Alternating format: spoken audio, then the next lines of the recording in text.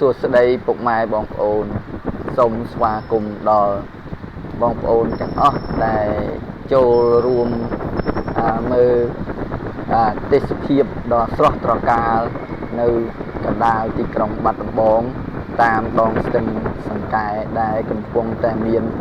ទឹកជន់ឡើងពេញស្ទឹងមើលទៅគួរឲ្យជាទីគយគន់មានចំណាប់អារម្មណ៍ធ្វើឲ្យសម្រស់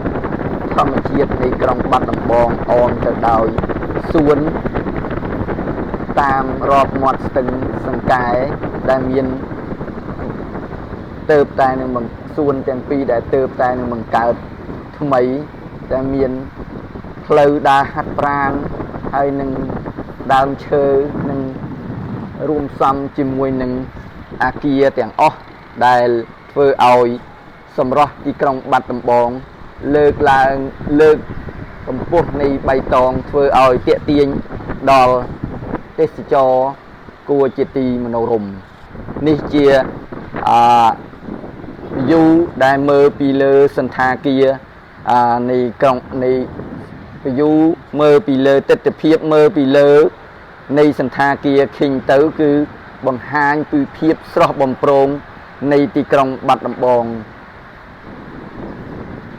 នេះទឹកកំពុងតែហូរនាំដោយយឺតតាក់ទាញមើលទៅគួរឲ្យចំណាប់អារម្មណ៍នៃសម្រស់ទីក្រុងបាត់ដំបងនេះខ្ញុំធ្វើបទបង្ហាញបងប្អូនពីទិដ្ឋភាពដែលមើលពីក្រុងបាត់ដំបងទៅគឺអាចមើលឃើញ360 degree ជុំវិញគឺបងប្អូនចង់ឡើងមកថតទេសភាពនៃក្រុងបាត់ដំបងដ៏ស្រស់ត្រកាលនៃការអភិរក្សក្រុងរបស់អាជ្ញាធរធ្វើឲ្យក្រុងបាត់ដំបងមានសម្រស់ស្រស់ត្រកាលអមទៅដោយអាគារបុរាណចាស់ដែលរក្សានៅលំនាំដើមទាំងអស់ចឹងហើយបងប្អូនចូលមើលក្នុងការពិពណ៌នានេះសិនជាមានការរអាក់រអួលខ្លះសូមបងប្អូនអភ័យទោសពីព្រោះខ្ញុំពិពណ៌នានេះគឺពិពណ៌នាដោយសំឡេងផ្ទាល់ជាមួយនឹងព្រឹត្តិការណ៍ដែលខ្ញុំកំពុងតែថតពីលើសន្តាគារឃើញទៅដោយបង្ហាញបងប្អូនពី360 degree ជុំវិញនៃខេត្តបាត់ដំបងដែលមើលទៅអាចឃើញទេសភាពដ៏ស្រស់ត្រកាលនេះចឹងហើយបងប្អូននេះខ្ញុំបង្វិលឲ្យបងប្អូនមើលភាពស្រស់ស្អាតនៃទីក្រុងបាត់ដំបងនេះបាទនេះមើលពីខាងលើនឹងទៅគឺគឺបងប្អូនឃើញហើយគឺផ្លូវនេះបាទជុំវិញខ្ញុំបង្វិលឲ្យបងប្អូនមើលថាទិដ្ឋភាពដ៏ស្រស់ត្រកាលនៃក្រុងបាត់ដំបងគឺវាស្រស់ស្អាតប៉ុណ្ណាបាទរួមផ្សំដោយភាពបៃតងនៅតាមដងស្ទឹងសង្កែនិងទឹកហូររឹមបង្អួតសម្រស់ទីក្រុងបាត់ដំបងគួរឲ្យទាក់ទាញដល់ភ្ញៀវទេសចរហើយនឹង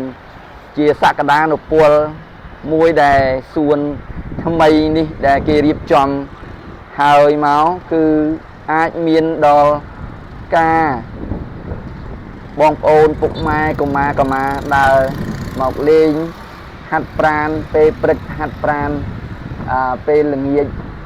ធ្វើឲ្យការទាក់ទាញមើលទៅគួរឲ្យជាទីស្រស់ស្អាតទាក់ទាញអារម្មណ៍ដល់ភ្ញៀវទេសចរទាំងអស់បងប្អូនបានមើលឃើញថារូបភាពទិដ្ឋភាពដែលខ្ញុំថតវីដេអូនេះពីខាងលើទៅបងប្អូនចូលចិត្តចំណាប់អារម្មណ៍ចែករំលែកឲ្យមិត្តភ័ក្តិបងប្អូនបានស្គាល់ដើម្បីទាក់ទាញភ្ញៀវទេសចរដើម្បីឲ្យមកលេងខេត្តបាត់ដំបងយើងអញ្ចឹងនេះខ្ញុំថតបានស្មើនឹង180 degree ជូនបងប្អូនហើយអញ្ចឹងខ្ញុំនឹងទៅថតទិដ្ឋភាពមួយចំហៀងទៀតដើម្បីឲ្យបងប្អូនមើលឃើញថានេះជាមើលឃើញនេះបងប្អូននេះបាទបងប្អូនមើលឃើញនេះខ្ញុំនឹង zoom មកឲ្យបងប្អូនមើលឃើញក្រុងបាត់ដំបងតើវាមើលពីលើទៅទិដ្ឋភាពអញ្ចឹងគឺធ្វើឲ្យទាក់ទាញដល់សក្តានុពលទេសចរនៃ ក្រុងបាត់ដំបងយើងចានេះបងប្អូនមើលពីនេះទៅគឺអាចឃើញទៅដល់ភ្នំសំពៅភ្នំបាណន់ភ្នំ150ភ្នំកំពីងពួយបាទនេះបាទខ្ញុំនឹង zoom ឲ្យបងប្អូនមើលថាវិមានឯករាជ្យនៅក្រុងបាត់ដំបងដែលគេទើបតែនឹងបង្កើតថ្មីបងប្អូននេះបងប្អូនឃើញទេបាទនេះស្ពានសខេងបាទទឹកកំពុងតែឡើងពេញស្ទឹងបាទហើយធ្វើឲ្យរំលេចនៅភាពបៃតងសួនច្បារដែលទើបតែនឹងរៀបចំរួចនេះអមទៅដោយទឹកស្ទឹងហូរព្រមយឺតធ្វើឲ្យចំណាប់អារម្មណ៍សម្រស់ទីក្រុងដ៏ស្រស់ស្អាតបង្កើតឡើងឲ្យទាក់ទាញដល់បងប្អូនអ្នកដែលមកលេងកម្សាន្តនៅខេត្តបាត់ដំបងនេះជាទិដ្ឋភាពមួយចំហៀងទៀតដែលខ្ញុំថតផ្ដិតរូបភាពពីខាងលើសន្តាគារ King ទៅគឺជូនបងប្អូនមើលថាតើសម្រស់ក្រុងបាត់ដំបងដែលមានសួនច្បារអមដោយស្ទឹងសង្កែដែលមានសក្តានុពលសម្រាប់ផ្នែកកសិកម្មផ្នែកហូរទៅទន្លេ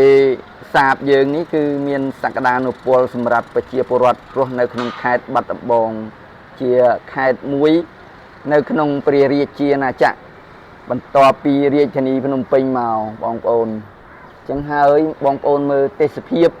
ពីខាងលើនេះទៅប្រទេសប្រជាពលរដ្ឋនៅក្នុងក្រុងបាត់ដំបងអញ្ចឹងការអធិប្បាយរបស់ខ្ញុំនេះប្រសិនបើជាល្អមិនល្អអីសូមបងប្អូនពុកម៉ែអ៊ំពូមីងទាំងអស់បាទអភ័យទោសឲ្យខ្ញុំការដែលខ្ញុំចែកអំលេចង់បង្ហាញពីទិដ្ឋភាពក្រុងបាត់ដំបងដែលមានស្ទឹងសង្កែទាក់ទាញបាទនេះទាក់ទាញដល់ភ្ញៀវទេសចរដើម្បីចូលរួមស្អាតមែនទិដ្ឋភាពនៅក្នុងបាត់ដំបងនេះអញ្ចឹងគឺថាខុសប្លែកពីឆ្នាំមុនបាទការរៀបចំរបស់ក្រុងគឺបានរួចរាល់ហើយសល់បន្តិចបន្តួចទេអញ្ចឹងគឺមើលទៅសូម្បីតែពេលរាត្រីក៏ធ្វើឲ្យក្រុងបាត់ដំបងមានសម្រស់លេចឡើងត្រដែតគួរជាទីមនោរម្យពេលព្រឹកព្រលឹមក៏ធ្វើឲ្យទីក្រុងបាត់ដំបងលេចត្រដែតដោយមានសម្រស់ទាក់ទាញដល់សក្តានុពលនៃក្រុងបាត់ដំបងហើយអមទៅដោយធម្មជាតិតាមដងស្ទឹងសង្កែហើយនឹងផ្លូវគេដើរហាត់ប្រាណដើរអីមានទាំងអស់បងប្អូនហើយនឹងបន្តិចទៀតគេនឹងធ្វើស្ពានទេសចរមួយទៀតនៅចិត្តនឹងវិមានឯករាជ្យនឹងបាទនេះខ្ញុំផ្ដិតរូបភាពជូនបងប្អូនមួយចំហៀងនេះទៀតអញ្ចឹងខ្ញុំនៅតែផ្ដិតពីក្រោយបន្តិចទៀតឲ្យបងប្អូនមើលថាតើការមើលឃើញពីលើសន្តាគារ King នេះវា360ដឺក្រេមែនអត់បាទអញ្ចឹងខ្ញុំនឹងធ្វើឲ្យបងប្អូនមើលនេះបាទព្រឹត្តិការណ៍ដែលខ្ញុំកំពុងថតនេះគឺទេសភាពប្រហែលជាម៉ោង8:15នាទីបងប្អូននេះជាស្ពានថ្មថ្មីពីសម័យបារាំងមកបងប្អូននេះឃើញទេបងប្អូនឃើញទឹកហូរកំពុងតែហូរទេបាទនេះសួស្តីបងប្អូននេះជាទិដ្ឋភាពខាងក្រោយបងប្អូនដែលខ្ញុំថតបង្ហាញរៀងលំបាកបន្តិចអញ្ចឹងហើយបាទខ្ញុំចង់បង្ហាញបងប្អូនពីទិដ្ឋភាពថា360ដឺក្រេនេះគឺបងប្អូនមើលមកគឺបានឃើញ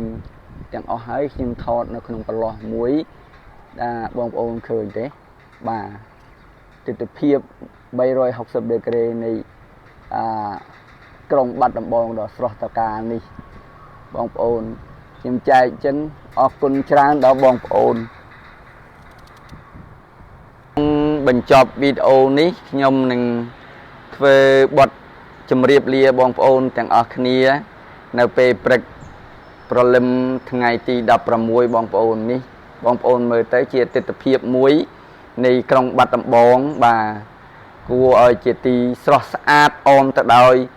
ពណ៌ធម្មជាតិនៅពេលព្រឹកដ៏ស្រស់ត្រកាល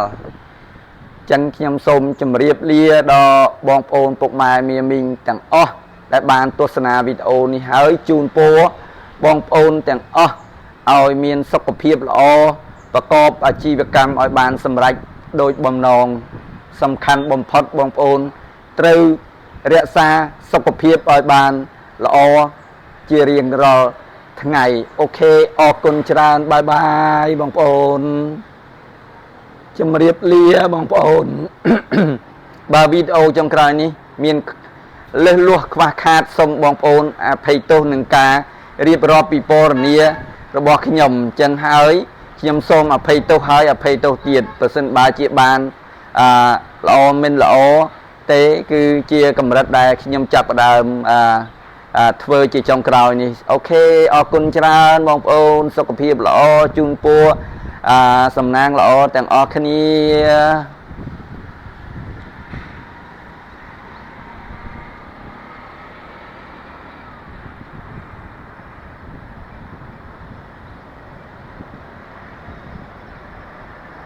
ខ្ញុំនឹងថតមកជុំដើម្បីបង្ហើយឲ្យបងប្អូនបានឃើញថានេះវាស្ទើរតែនឹង360ដឺក្រេឯងបងប្អូននឹងបាទបំវិលកាមេរ៉ាវីដេអូខ្ញុំចែកជូនបងប្អូនឲ្យមើលឃើញថាទិដ្ឋភាពចុងបញ្ចប់នេះដើម្បីបញ្ជាក់ឲ្យបងប្អូនបានទស្សនាមើលថាទិដ្ឋភាពក្រុងបាត់ដំបងគួរជាទីមនោរម្យគួរជាទីគយគន់ការរស់នៅដ៏មានថាសុខភាពល្អ Goodbye សំណាងល្អទាំងអស់គ្នាបងប្អូនអូខេបាយបាយ